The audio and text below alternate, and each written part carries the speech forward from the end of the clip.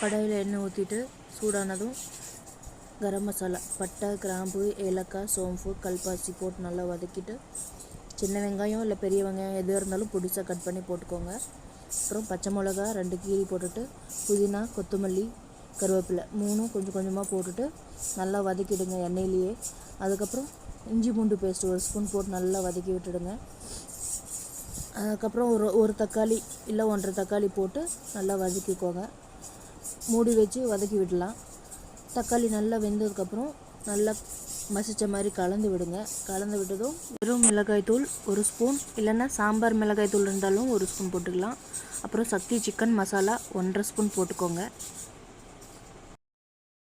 அப்புறம் தனியா பொடி 1 ஸ்பூன், மஞ்சள்தூள் 1/2 ஸ்பூன் போட்டு நல்லா வதக்கி விட்டுடுங்க. நல்லா வதங்கினதும் ஒரு 1/4 கிளாஸ் தண்ணி, சும்மா அது பச்சை வாசனை போகிறதுக்காக 1/4 கிளாஸ் தண்ணியை விட்டு நல்லா கலந்து விட்டுருங்க.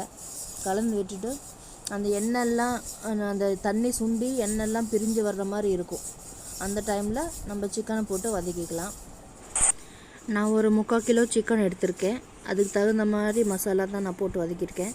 உங்களுக்கு சிக்கன் அதிகமாக இருந்தால் மசாலா கொஞ்சம் அதிகமாக பண்ணிக்கோங்க. சிக்கன் கம்மியாக இருக்குது, கம்மியாக பண்ணணும்னு நினச்சிங்கன்னா கம்மியாக போட்டுக்கோங்க மசாலா எல்லாமே.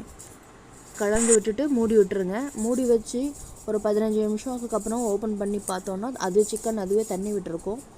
நல்லா கலந்து விட்டுட்டு ஒரு 1.5 கிளாஸ் தண்ணி நம்ம சிக்கனில் ஊற்றி நல்லா கலந்து விட்டு திரும்ப மூடி வச்சுருங்க. அப்புறம் தேங்காய், ஒரு மிக்ஸி கப்பில் தேங்காய், கொஞ்சோண்டு தேங்காய் எடுத்துகிட்டு அதிலே புதினா கொஞ்சம் போட்டு நல்லா அரைச்சி கொஞ்சோண்டு போட்டு மிக்ஸ் பண்ணி விடுறேன். நல்லா மிக்ஸ் பண்ணி விட்டுருங்க.